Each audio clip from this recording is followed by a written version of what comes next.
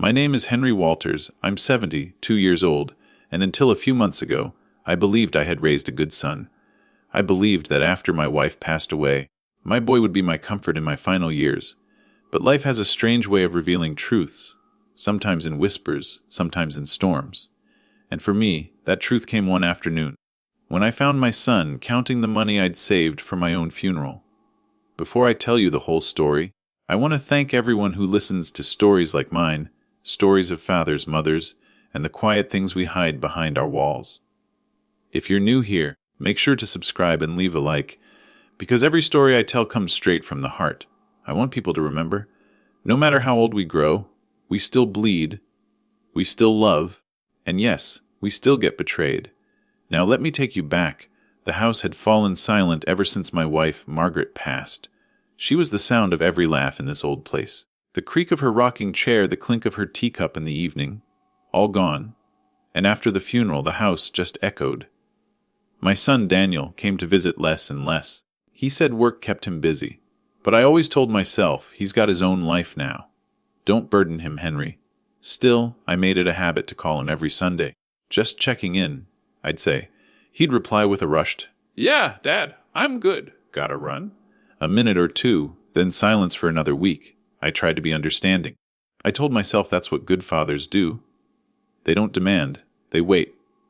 But what I didn't know was that while I was waiting for his love, he was waiting for my death. That afternoon, the day everything changed, the air smelled of rain.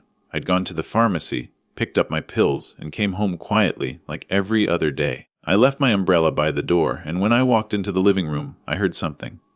A faint shuffle, voices, louder. Daniel's voice. He wasn't supposed to be home. I hadn't told him I'd be out, but still he was here. I paused before stepping inside. The door to my study was slightly open. The same study where I kept my safe, an old metal box under the cabinet.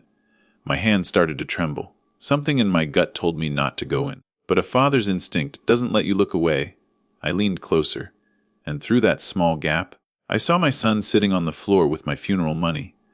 Neatly stacked envelopes labeled funeral, burial plot, casket fund, Margaret's memorial.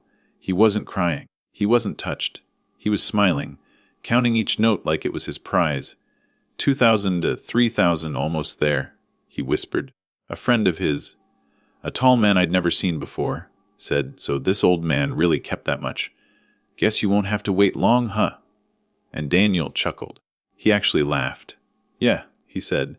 "Just a few more months, maybe. He's not looking great lately. I might not even have to push anything." Those words, they didn't hit like thunder. They hit like silence, deep, cold, crushing silence that spread through my bones. I didn't step in. I didn't scream. I didn't even breathe. I just stood there behind the wall, realizing my own son, my blood, was waiting for me to die. You see, when you get old, your heart already moves slower. But in that moment, I swear mine stopped completely. Every memory of Daniel as a boy, his first steps, his laughter, his college graduation, flashed before me twisted like some cruel movie. Was it all fake? Did I raise greed instead of gratitude? I backed away quietly. My cane slipped from my hand, but I caught it just in time. He didn't hear me. He just kept counting. I went into my bedroom, locked the door, and sat on the edge of the bed. The rain had started outside, tapping against the window as if the sky itself was mourning with me. That night I didn't sleep. I didn't eat. I just stared at the ceiling, asking myself one question. What do you do when the person you love most starts digging your grave before you're gone? The next morning I looked at myself in the mirror. I looked old, tired, defeated. But then a strange thought came. Not from anger, not from revenge, but from something sharper. If my son wants to see me dead so badly, what if I gave him what he wanted? What if I let him see what that felt like? To live with the ghost of a father he betrayed. That's when the idea began. To fake my death. To disappear. Just long enough for him to realize what he had done. But it wasn't just about teaching him a lesson. It was about finding out who he really was when he thought I was gone. Would he mourn me? Would he change? Would he spend that money like a vulture? Or would he finally feel the weight of his choices? I started planning quietly. No one knew. Not the neighbors, not my doctor, not even the few friends who still called. I moved small things first. My documents, my extra bank card, a little cash from the drawer. I transferred my savings to a hidden account under a different name, one Margaret and I used years ago for emergencies. Then I left small clues, things that would make it believable. An open bottle of pills on the table. A note with shaky handwriting. A pair of old slippers by the door, as if I'd stepped out into the rain and never came back. It was morbid. It was painful. But it was the only way to see the truth. That evening, I called Daniel. He picked up after a few rings. "Dad, you okay?" "Yes, son," I said softly. "Just feeling a bit off these days." "Well, don't scare me like that," he replied, pretending to care. "You'll be fine. Just rest."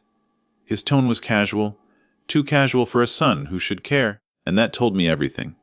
After that call, I packed a small bag, took a cab, and vanished. I left everything behind, my phone, my clothes, even the clock that Margaret had given me. I disappeared into the quiet of another town, where no one knew my name. But before I left, I made one more move. I told an old friend from church, a retired officer, about my plan. He promised to watch the house, to note what Daniel did next. And he did. Within 3 days, Daniel broke in again. He called the police, claimed his father must have passed away. He even held a small funeral gathering. No body, just ashes from the fireplace he said were mine. And guess what? He spent every dollar from my funeral fund.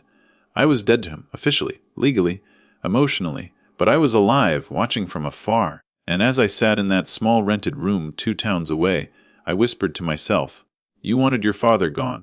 Daniel, now see what that really means." Because this wasn't just about revenge. It was about the truth, and I was ready to see just how far my son would go when his conscience had to live alone. When I faked my death, I didn't do it out of hatred. I did it because I wanted to see if my son still had a soul. I wanted to see if somewhere under the greed there was still that little boy who once ran to me after every nightmare, crying, "Daddy, don't leave me." But what I discovered broke what was left of my heart. 3 days after I vanished, word spread fast in my neighborhood. "Old Henry Walters is gone," someone said at the bakery. "Poor man," said another. "His son must be devastated." Except my son wasn't devastated. He was celebrating. I know that sounds unbelievable, but I saw it with my own eyes. I had moved 2 towns away, renting a small attic room above a hardware shop. The man who owned it, Mr. Lewis, was kind enough to let me pay in cash. He didn't ask questions, and I didn't offer answers. Every night I'd sit by the window, listening to the radio static, wondering what Daniel was doing. But I didn't have to wonder long, because my friend from church, retired Officer Bill Carter, kept his word. He called me on the 5th day after my death. "Henry," he said in a voice half shaken, half angry, "you won't believe what's happening. Your son's throwing some sort of gathering at your house. Music, drinks, people laughing." My heart sank. I didn't want to believe it. I didn't want to picture it. But the next morning, I took the first bus back. I wore an old hat, a gray coat, and walked like a ghost among the living. Because in Daniel's world, that's what I was now, a dead man. When I reached my house, the driveway was full. Cars lined up, loud laughter spilling from the porch. The same porch where Margaret and I had once sat every summer evening, holding hands, watching the sunset. Now there were beer bottles, loud music, and strangers standing on the very steps where she used to plant her roses. I felt my breath grow tight. I walked closer, peeking through the front window, and there he was. My son, wearing my old watch, the one I'd told him to keep after I was gone. He was laughing, a drink in one hand, slapping the shoulder of that same tall friend who'd helped him count my funeral money. They were surrounded by people, some neighbors, some strangers, none who had known me well enough to care that I was gone.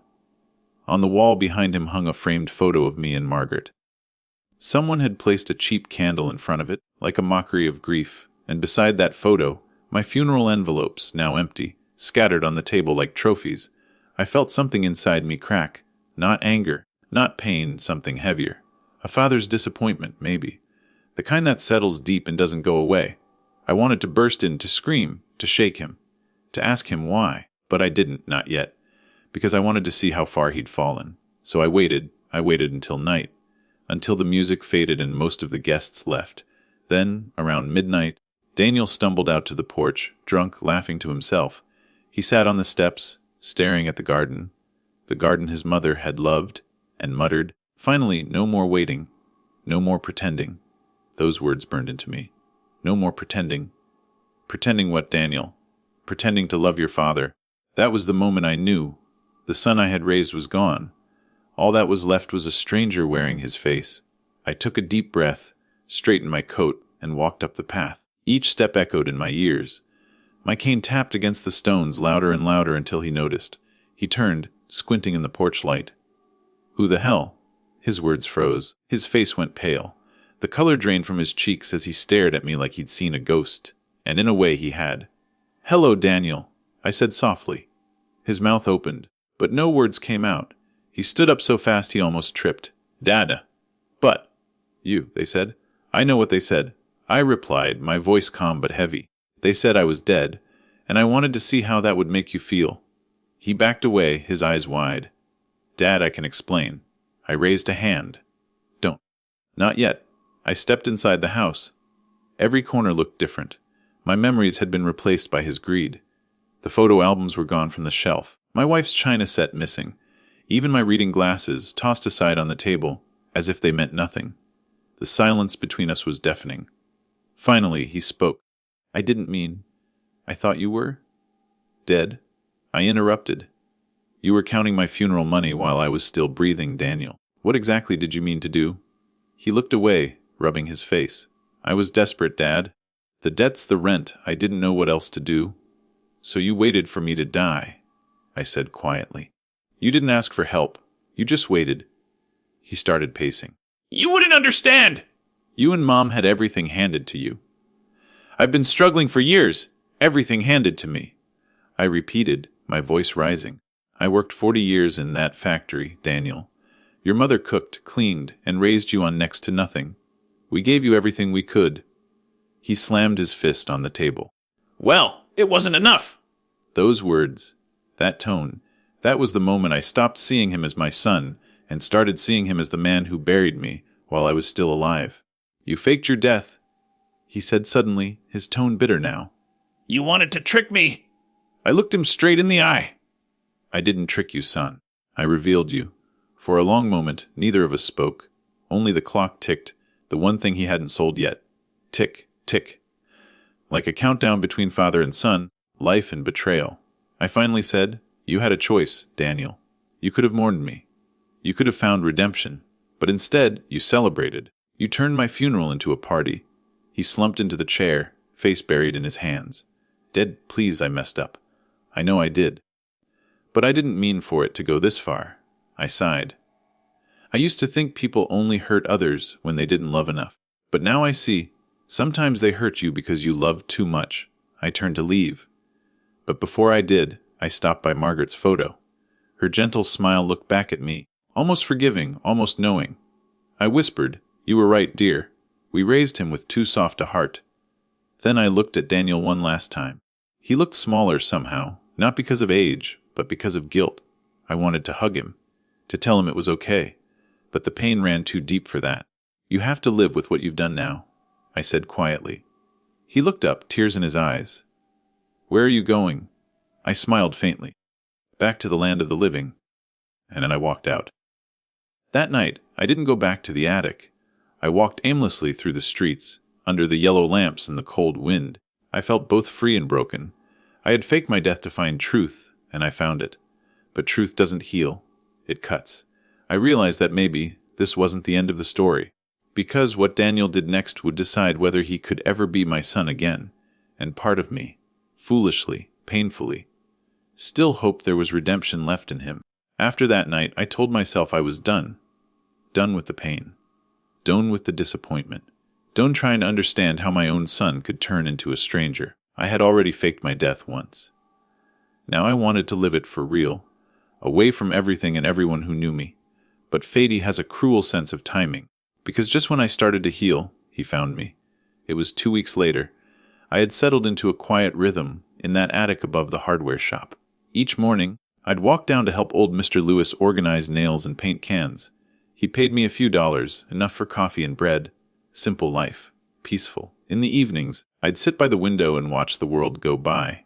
Kids playing in the street. A couple walking hand in hand. All the small, ordinary things that feel like blessings when you've lost too much.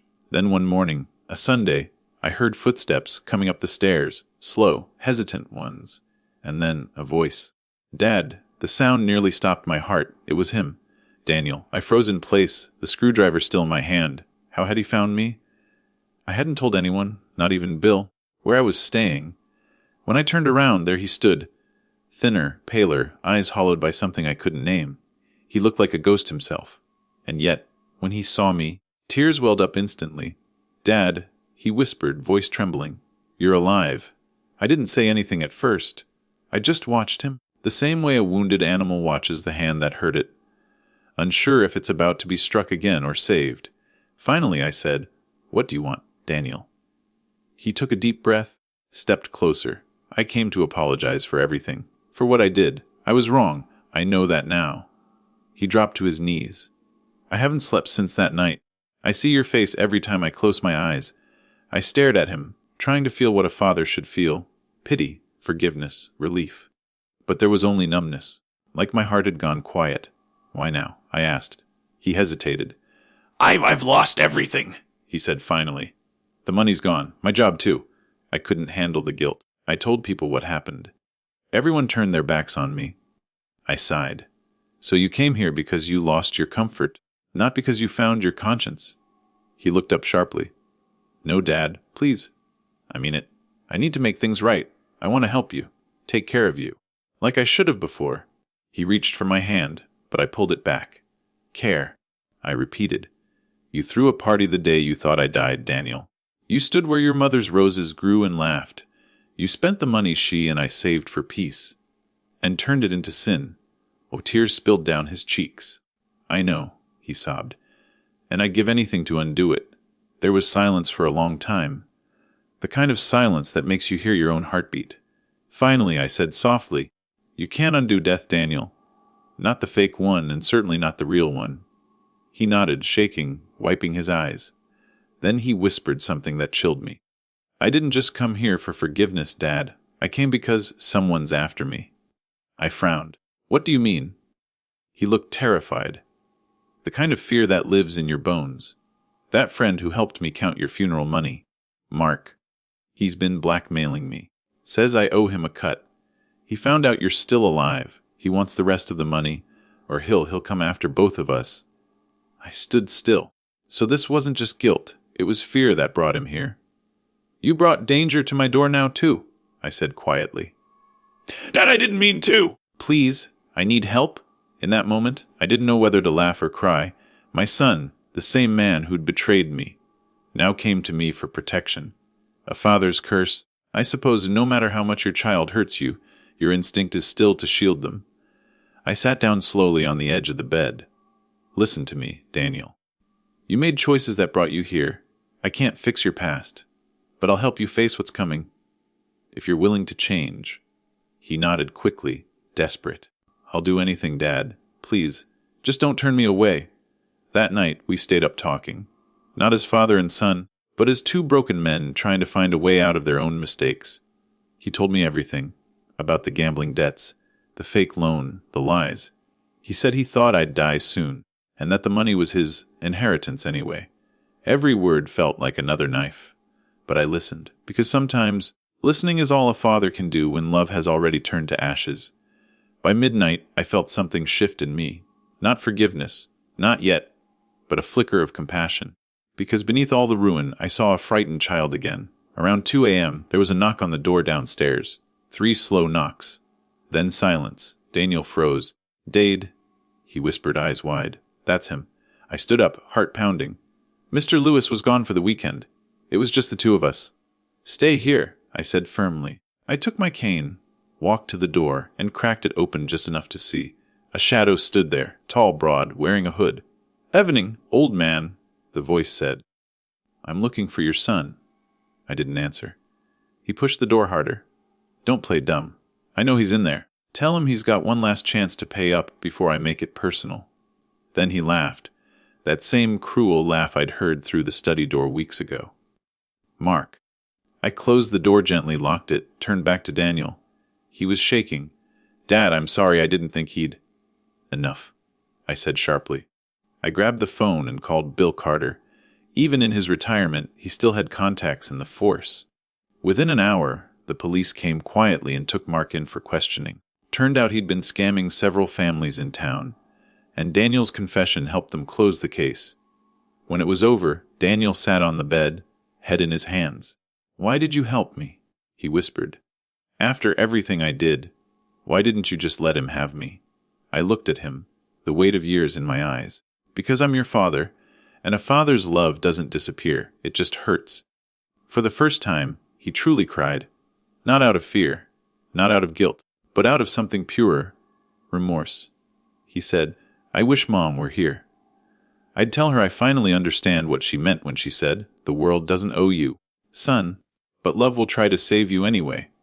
I turned my head toward the window. The sunrise was spilling gold across the rooftops, and for the first time in a long while, I felt something close to peace. Maybe this wasn't punishment anymore.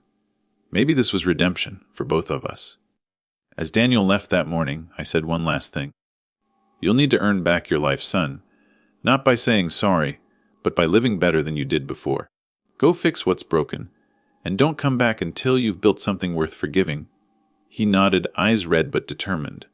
"I will, Dad. I promise." When he walked away down that quiet street, I realized something. You can fake your death, but you can't fake forgiveness. It has to grow, like the roses Margaret once planted, from soil that's been turned and tears that have been shed. And though my heart still ached, I whispered softly to myself, "Maybe one day, son, maybe one day. Time is strange when you grow old. Days blur into one another, and the years sneak past you in silence. You wake up one morning, look in the mirror, and wonder when your hair turned so white, when your hands began to tremble. And yet, some memories stay young forever. That night when my son begged for forgiveness, it stayed with me like a scar. After he left, I didn't see him again for a long, long time. Years, in fact. At first I expected a call, a letter, anything, but months went by, and the silence between us became its own kind of punishment. Maybe for both of us. Still, I didn't reach out. Not because I didn't care, but because I wanted him to learn what it truly meant to rebuild a life. And deep down, I think he needed that space to become a man again. Not just my son, but someone capable of standing tall without deceit. I stayed in that little town longer than I expected. The people there were kind. They treated me not as a ghost or a story, but as Henry, the old man who fixed shelves and watered flowers. I even found peace again in simple things. The smell of coffee in the morning, the sound of rain on the roof, the laughter of children outside the hardware shop. Sometimes I'd think of Margaret. I'd imagine her smiling, telling me I'd done the right thing, that letting Daniel fall was the only way for him to climb again. And though her voice was gone, I still felt her presence in the quiet corners of my days. Then one evening, 7 years later, there came a knock on my door. Not hurried, not nervous, just steady. 3 times. I opened it slowly, and there he was, Daniel, but not the Daniel I remembered. His face was older, his shoulders straighter. He looked tired, yes, but clean, calm, and different. He smiled softly. "Hi, Dad." For a moment I couldn't move. My mind flashed back to that night in the living room. The laughter, the betrayal, the pain. But when I looked into his eyes now, I didn't see greed. I saw peace. I stepped aside, motioning him in. He carried a small wooden box in his hands. Nothing fancy. Just old pine polished smooth with time. He held it like it was precious. "I didn't know if you'd want to see me," he said quietly. I wasn't sure I'd earned the right. I nodded slowly. "Come in, son. Let's talk." We sat at the small table by the window. The evening light spilled across his face, and for the first time in years, I realized he looked a lot like his mother. Same eyes. Same way of tilting his head when he was thinking what to say. He began slowly, carefully. "I've changed, Dad. After everything that happened, I hit rock bottom. But I didn't stay there. I worked. Hard. I got sober. Paid off my debts. Helped others do the same." He smiled faintly. "I started volunteering at a community shelter, helping people who've lost everything. Just like I almost did." I listened quietly, letting his words wash over me. He wasn't trying to impress me. He wasn't desperate. He was just telling the truth, and for once, it didn't hurt to hear it. Then he placed the box on the table. This is for you." "What is it?" I asked. He took a deep breath. "It's everything I owe you. Every penny I took. plus interest. I've been saving for years. I didn't know if you'd ever take it, but I needed to make it right. He slid the box toward me. Inside, neatly bundled, was cash, not a fortune, but honest money.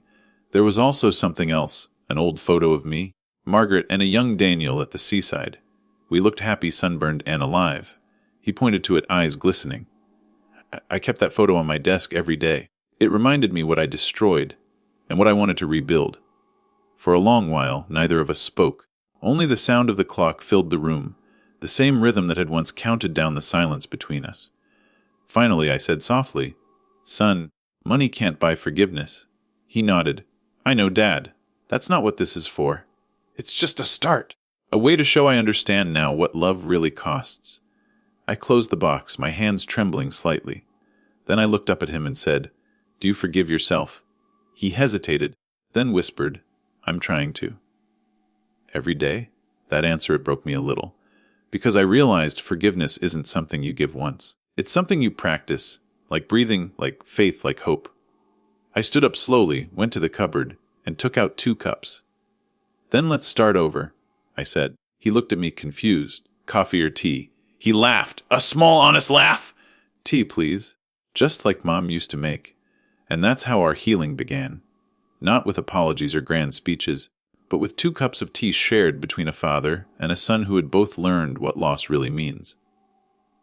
Later that night, as he prepared to leave, he said, "There's one more thing, Dad." He reached into his coat pocket and pulled out a folded piece of paper. It was a photo of him standing beside a woman and a little girl, maybe 5 years old. "That's Lily," he said, smiling proudly. "My daughter." "Your granddaughter." My heart stopped for a beat. "Granddaughter," he went on, his voice trembling with pride. "I named her after Mom, Lily Margaret Walters. I tell her stories about you both, the lessons you taught me, even the painful ones. I want her to grow up knowing what integrity means, what love costs, what forgiveness feels like." He handed me the photo. "I brought her once, but she was too young to understand. Maybe next time you can meet her, if you'll have us." I felt tears rising. For so many years I'd wondered if I'd ever see my family again, not in photos or memories, but in flesh and blood. And now, here was my son, offering me a piece of the future I thought I'd lost. I took a shaky breath. "Bring her next Sunday," I said softly. "We'll make her pancakes, just like I used to make for you." His smile widened and he nodded. "Thank you, Dad, for giving me another chance." As he left, I stood by the window watching him walk down the quiet street. And for the first time in years, I didn't see a man carrying his guilt. I saw a son carrying hope. That night, I sat with the little box on my table. I didn't touch the money, didn't count it, didn't even move it, because the true gift wasn't inside the box. It was the act of bringing it to me. Margaret used to say, "Love isn't about never falling. It's about learning how to rise again, and choosing to rise together." And I finally understood what she meant. Our family had fallen apart once. But now, we were learning to rise, slowly, painfully, beautifully. As I closed my eyes that night, I whispered a quiet prayer. For the fathers who've been betrayed, for the sons who've lost their way. May they all find their way back to each other, before it's too late. Because sometimes, redemption doesn't come with grand gestures. Sometimes, it comes in the shape of a small wooden box, and a single word spoken with truth. Dad, when you've spent months pretending to be dead, silence becomes your closest companion. You begin to live between breaths, unseen, unheard, forgotten. I never imagined that I, a father, would have to hide from my own son. But life has a strange way of showing you the truth when you're not ready for it. I still remember the night before my resurrection. I sat in the small wooden cabin where I'd been staying, a humble place near the lake that once belonged to my late brother. The air smelled of damp wood and loneliness. Every creak in the floor reminded me that I was living a lie, but that lie had purpose. To see what kind of man my son truly was when he thought I was gone. And what I found out, it broke me and healed me at the same time. After my death, my son Daniel became everything I feared and everything I hoped for, all at once. For the first few weeks, he played the morning sun perfectly. Tears at the funeral, kind words to neighbors, and a public display of grief. But behind closed doors, the mask slipped. I had a friend, Michael, the lawyer who helped me fake my death, report back to me about everything Daniel did. He told me how my son withdrew the funeral funds within a week, how he sold my car, pawned my old watch, and started spending money like the world owed him a debt. But then something changed. About a month later, Daniel stopped showing up at the bar where he wasted my hard-earned money. He moved back into our old home, the same house I'd built with my bare hands when his mother was still alive. The same home where laughter once filled the walls. And for the first time in years, he stopped pretending to be someone else. He cleaned the yard, repaired the broken porch swing, even visited his mother's grave. Maybe it was guilt. Maybe it was the ghost of my presence haunting him. Or maybe, just maybe, the boy I raised was still somewhere inside him. But I needed to see it for myself. So, one cold evening, I returned. I wore a hat low over my eyes, and I parked a few houses away. My heart was pounding so hard I could hear it echo in my ears. I hadn't seen him in nearly 6 months. I watched from the gate as Daniel stood on the porch, hammering nails into a new mailbox. He looked thinner, older, as if grief and guilt had carved new lines into his face. For a moment, I saw the little boy I used to hold after his nightmares. The boy who once said, "Dad, I'll take care of you when you're old." My chest tightened. I took a deep breath and called out softly, "Danny." He froze. The hammer fell from his hand. He turned around, his eyes wide, his lips trembling. "Dad." It was like watching a ghost recognize another ghost. He stumbled toward me, disbelief painted across his face. You're alive. But how?" I raised my hand. "Before you ask, I need to know something. Did you ever think of me after I was gone?" Tears welled up in his eyes. "Every day," he whispered. I thought I'd never forgive myself. I studied his face, searching for lies. But this time I didn't see the greedy, careless man I thought I'd lost. I saw my son, broken, flawed, but trying. He fell to his knees, clutching my coat. "Dad, I don't deserve this. I took the money, I was angry, I was stupid. But after you died, I realized nothing mattered anymore. Not the house, not the cash. Just you, and I ruined it all." For a long time I couldn't speak. My throat burned with words I couldn't form. Finally I said, "You didn't ruin it. You reminded me what it means to be a father, even when your child loses his way." He sobbed against my chest, and for the first time in years I held him, not as a disappointment, not as a lesson to be learned, but as my son, my flesh, my blood, my boy. We sat on that porch for hours, both of us speaking between tears and long silences. He told me how he couldn't sleep at night, how every dollar he spent felt like blood on his hands, how he stopped everything one day and just looked at the mirror, realizing he had become the very thing he used to judge me for: careless, selfish, lost. That's when he started fixing the house. He said it was the only way he felt close to me. I realized then that my fake death wasn't just a punishment for him. It was a mirror for both of us. He saw what greed could do. I saw what silence could destroy. Because maybe if I had talked to him more, loved him more loudly, and shared my fears instead of hiding them, things would have been different. But that's what fatherhood is, isn't it? A chain of lessons. Some learned too late, some just in time. A week later, I called Michael again. Together, we reversed the paperwork, brought me back to life legally, and I moved back into my home. The town was shocked, of course. Rumors spread. The old man cheated death, they said. But I didn't care. I had my son back. We sat together every morning on that porch, sharing coffee in silence, the good kind this time. Daniel found a job helping at a local workshop, and I could see pride blooming in him again. Not the kind built from money, but from redemption. One night, he asked me something that will stay with me forever. "Dad, do you regret faking your death?" I smiled. "Every single day, but I'd do it again if it meant saving you." He laughed softly, shaking his head. "You're crazy, old man. Runs in the family," I said. And for the first time in years, that laughter, his and mine, filled the air again. I know not every story ends like this. Some wounds stay open. Some fathers never get a chance to see their sons change. But maybe, just maybe, my story will reach another father out there. Someone who's about to give up. Someone who's tired of fighting for a child who seems lost. Don't give up. Even when your child counts your funeral money, even when they break your heart. Don't stop loving them, because love, in its quietest form, can still resurrect what you thought was dead. I found my son counting my funeral money once. Now, I count my blessings instead. And that's the story of how a father faked his death to bring his son back to life. Soft side, if you've stayed with me till now, thank you. Stories like this remind us that sometimes the dead don't come back to haunt. They come back to heal. So before you go, remember to subscribe and share this story if it touched your heart. Because somewhere out there, a father might be listening, and he might need to hear that it's not too late to come home.